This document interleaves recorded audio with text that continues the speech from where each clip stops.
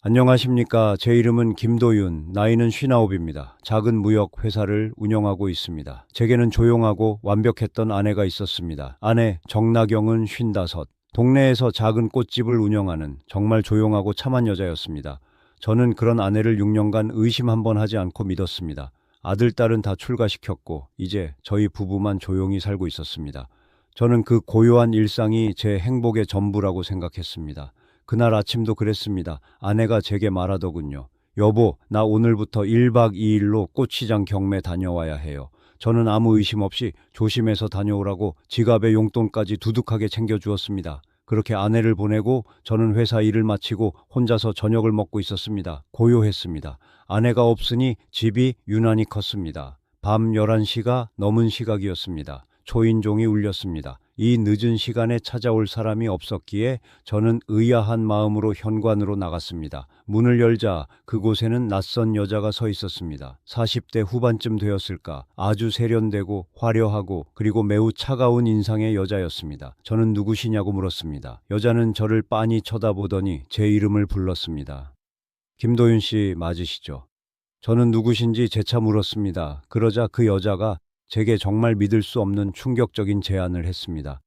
저랑 파트너 하실래요? 네, 파트너라니요. 저는 제가 잘못 들은 줄 알았습니다. 생전 처음 보는 여자가 다짜고짜 파트너라니. 제가 당황해서 어물거리고 있으니 그 여자가 차갑게 덧붙이더군요. 복수 파트너요. 저는 그 여자를 집 안으로 들였습니다. 그러지 않을 수가 없었습니다. 그 여자의 눈빛은 무언가에 단단히 홀린 사람처럼 이글거리고 있었습니다. 거실 소파에 마주 앉았습니다. 정막이 흘렀습니다. 제가 침묵을 깨고 도대체 무슨 복수냐고, 누구한테 하는 복수냐고 물었습니다.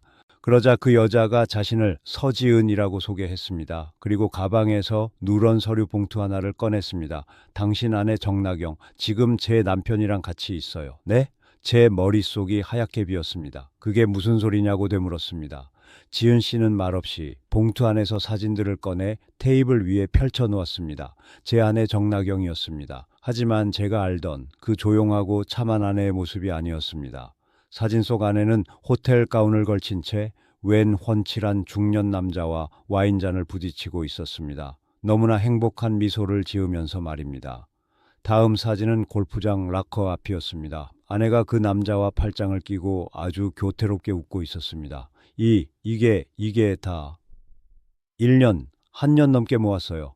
지은 씨의 목소리는 얼음장처럼 차가웠습니다. 제 아내가 꽃시장 경매가 아니라 문화센터 골프 강습을 핑계로 그 여자의 남편을 1년 넘게 만나온 것이었습니다. 제 손이 부들부들 떨렸습니다. 배신감, 아닙니다. 그것보다 더 끔찍한 무언가가 제 가슴을 짓눌렀습니다. 서지은 씨가 저를 똑바로 쳐다보며 말했습니다. 그 사람들, 아마 지금쯤 강원도 어느 호텔에 있을 거예요. 어제 제 남편 차에서 예약 내역 봤거든요. 김도윤 씨, 우리한테 한 그대로 우리도 똑같이 해주죠.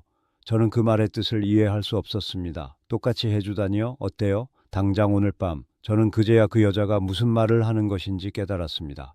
복수 파트너의 진짜 의미를 말입니다. 그녀는 저에게 맞바람을 제안한 것입니다. 아내와 그 상간남이 지금 이 순간 호텔에서 놀아나고 있듯이 우리 두 피해자도 똑같이 하자는 것이었습니다. 저는 복수심에 눈이 멀었습니다. 아내에 대한 배신감에 이성이 마비되었습니다. 저는 홀린 사람처럼 그녀를 따라 나섰습니다. 우리는 택시를 탔습니다. 밤 12시가 넘은 시각 차갑게 비가 내리는 도시를 가로질러 한 호텔로 향했습니다. 제 심장은 미친 듯이 뛰었습니다. 이것이 옳은 일인가 하는 생각과 아내에게 똑같이 갚아주고 싶다는 분노가 머릿속에서 뒤엉켰습니다. 그리고 우리는 정말 한 호텔의 방문 앞에 섰습니다. 지은 씨가 카드키를 문에 대고 방 안으로 들어섰습니다. 불이 켜지고 깔끔하게 정돈된 침대가 눈에 들어왔습니다. 방 안에는 어색한 긴장감이 흘렀습니다. 지은 씨가 저를 바라보더군요. 그녀의 눈빛은 이제 당신 차례다라고 말하는 것 같았습니다. 복수를 실행하자는 눈빛이었습니다. 하지만 저는 차마 그럴 수가 없었습니다. 아무리 아내가 미워도 제가 똑같은 짐승이 될 수는 없었습니다. 저는 그녀를 막아 세웠습니다. 그리고 그녀에게 미안하다고 말했습니다. 나는 그놈들처럼 더러운 놈은 되고 싶지 않다고 분명히 선을 그었습니다. 지은 씨는 허탈한 듯 웃더군요. 그녀는 제게 당신도 결국 별 수 없는 남자네요 라고 비웃는 것 같았습니다. 저는 그녀에게 새로운 제안을 했습니다. 우리가 더러워지는 방식 대신 그들이 가장 아파할 방식을 쓰자고 했습니다. 대신 당신이 1년간 모은 그 증거와 내가 가진 회사의 법무팀을 이용하자고 제안했습니다. 그놈들을 깨끗하게 그리고 완벽하게 밟아버리자고 말입니다.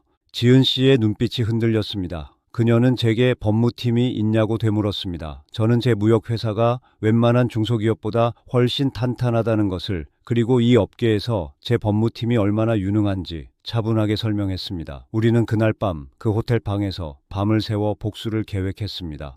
더러운 복수가 아닌 깨끗하고 치명적인 진짜 복수를 말입니다.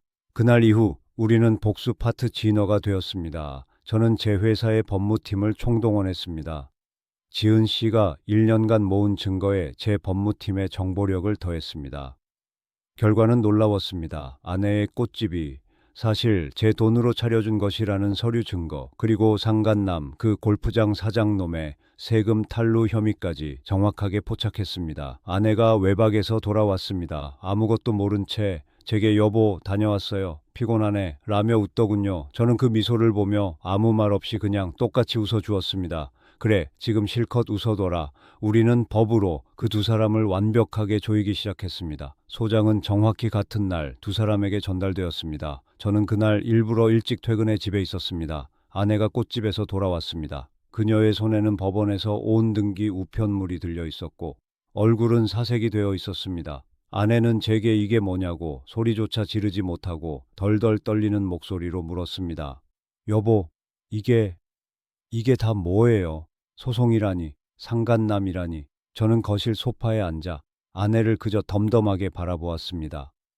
그리고 테이블 위에 서지은 씨가 1년간 모은 그 증거 사진들을 조용히 펼쳐 놓았습니다. 꽃시장 경매가 강원도 호텔이었나. 아내의 얼굴이 하얗게 굳어버렸습니다. 호텔 가운을 입고 웃고 있던 자신의 모습, 그 남자와 팔짱을 낀 자신의 모습을 아내는 두 눈으로 똑똑히 보았습니다. 아내는 그 자리에 주저앉아 오해라고, 그냥 친구 사이라고 변명하기 시작했습니다. 저는 아무 말도 하지 않았습니다. 변호사가 말하더군요. 이럴 땐 그냥 가만히 듣기만 하라고 말입니다. 아내는 한참을 울며 변명하다가 제 반응이 없자 그제야 모든 것이 끝났다는 것을 깨달은 듯 절망적인 표정으로 변했습니다. 한편 서지은 씨의 남편, 그의 골프장 사장놈은 더 큰 충격을 받았습니다. 그놈은 이혼 소장뿐만 아니라 국세청에서 날아온 세무조사 통지서까지 같은 날 받게 되었습니다. 지은 씨의 말에 따르면 그 남자는 소장을 보고 비웃다가 세무조사 통지서를 보고는 그 자리에 얼어붙었다고 합니다. 그 골프장, 애초에 세금을 탈루하며 운영하던 껍데기에 불과했기 때문입니다. 그 두 사람이 허둥대는 동안 저와 지은 씨는 제 회사의 법무팀 사무실에서 아주 차분하게 다음 단계를 준비했습니다. 결과는 처참했습니다. 아내는 변호사를 선임할 돈도 없었습니다. 그 꽃집 제가 결혼기념일 선물로 사준 것이었지만 애초에 제 회사 명의로 등록된 상가였습니다. 저는 이혼 소송과 동시에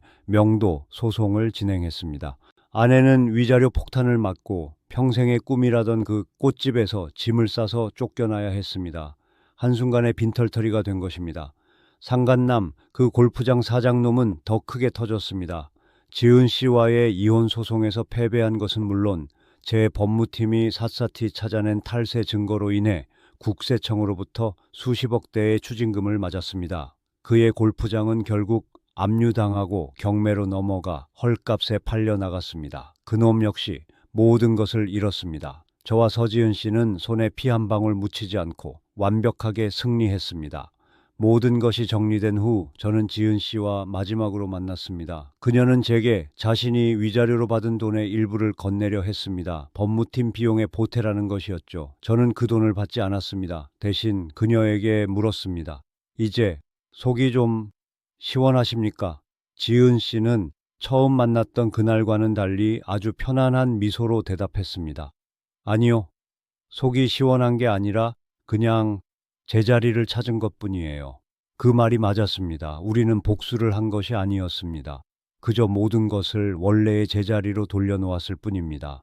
오늘 한 남자의 깨끗한 복수 이야기 잘 들으셨습니까? 여러분이었다면 그 호텔 방에서 그 복수 파트너의 유혹에 어떤 선택을 하셨겠습니까? 더러운 배신에는 더러운 복수가 약일까요? 아니면 저처럼 격을 지키는 복수가 진짜 승리일까요? 댓글로 여러분의 아슬아슬한 상상력을 들려주세요. 여러분의 기막힌 사연을 기다립니다.